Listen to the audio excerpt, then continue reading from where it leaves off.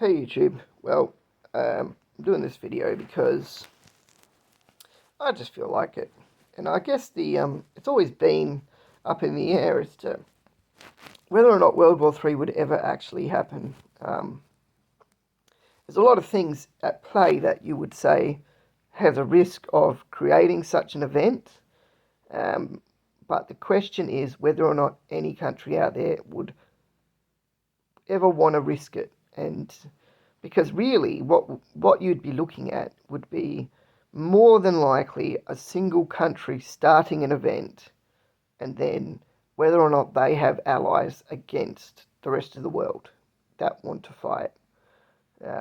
So things like the Iran situation where they keep building nuclear weapons, I think that's always a concern with them.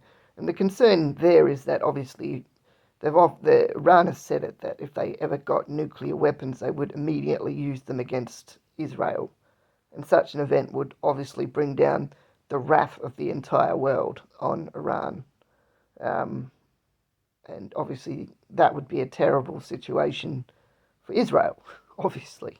But yeah, that's one possibility. The other one is obviously China with Taiwan.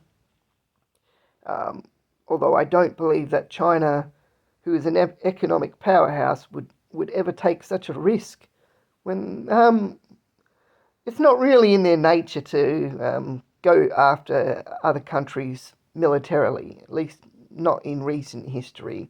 I mean, in the last 50 years, I don't think China has actually been in a single war. So their experience in war versus the West is far less.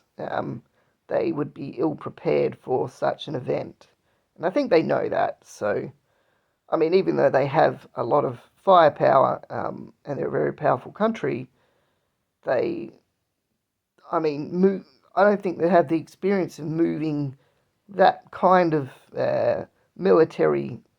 Because you've got to remember, the bigger the military, the slower it is to move. And China has a very big manpower military. Um, so therefore, to actually move that amount of units to do any significant damage is, would take a level of communication and I guess organization that it would take a level that I don't know if they've ever deployed before.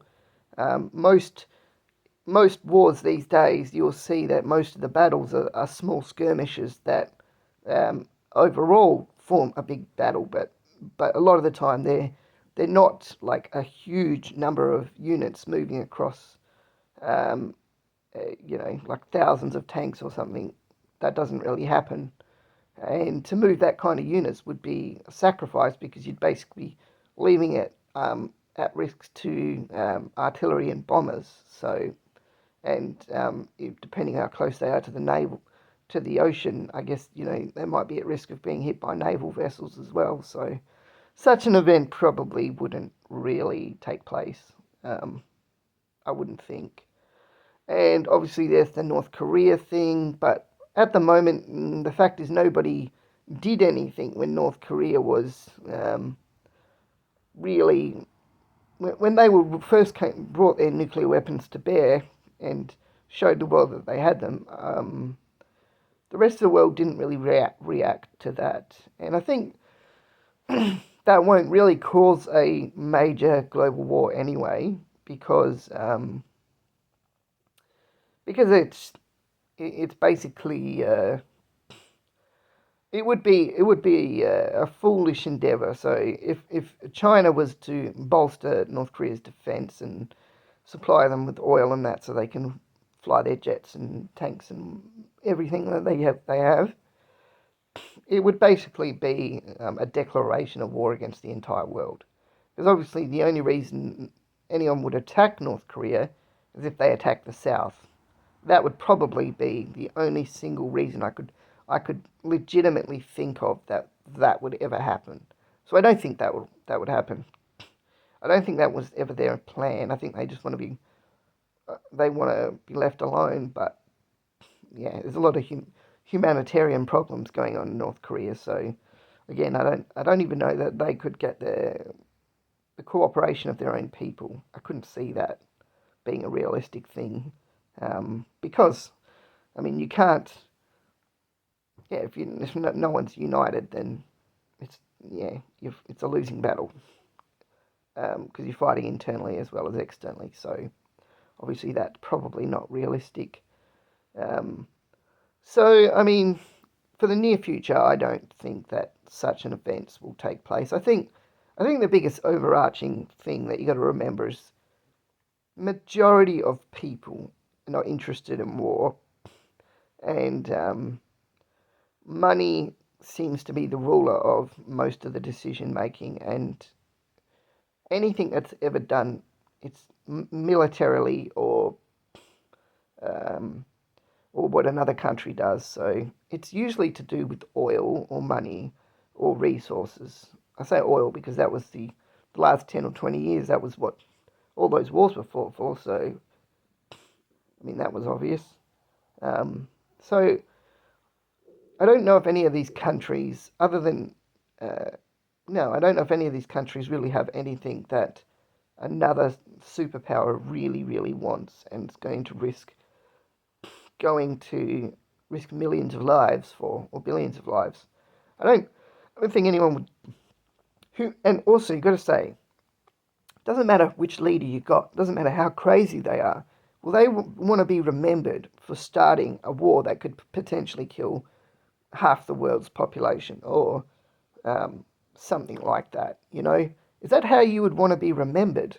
Because eventually, like the history books tell the story, and if you were the one that started that whole thing, I mean, really, your brain, you would be the most hated human being to ever exist. Um, if you could even, yeah. So I don't know that anyone would ever really want that. I don't think, I can't think of a single leader, or a single person that's ever held office or power or anything like that would ever want to be responsible for that. So again, that goes against that. Even the most crazy leaders out there, even the ones you'll be like, what the hell? Like, why do they do these things? Like, use your brain, people. Like, use your brain. That kind of stuff. Like, I don't see that would ever be the case. I kind of feel like countries are sort of, countries like, um, where other countries want influence over and all that, that'll only ever be done politically. That'll never be a thing of military. Oh well, you won't do what we say, so we're gonna attack you. Like, yeah, like countries are sort of drawn where the maps are, and that's it. They're not going to change. Those boundaries are as they are. They'll never change. So, yeah.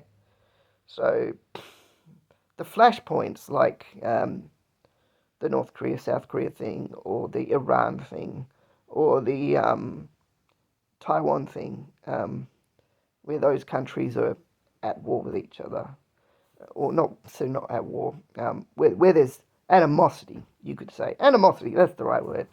Um, I don't feel that those would be ever an issue of um, where any of us have to worry, at least for the next 20 or 30 years. Um, the only war that'll ever happen between nations at this point will be who can gain the most money and use that money to basically um, get their will on other countries. Like, um, I guess the way how you could think about it is think about the game Civilization 6 and the country Venice, or whatever it is, and they use money to do what they want. So think about it like that. That's probably more than likely the only thing any of us would have to take concern with, and the only thing that any other country would say would be if we were to work with those people, would we get would it advantage us in some way? That's it. All right. Peace out, ladies and gentlemen.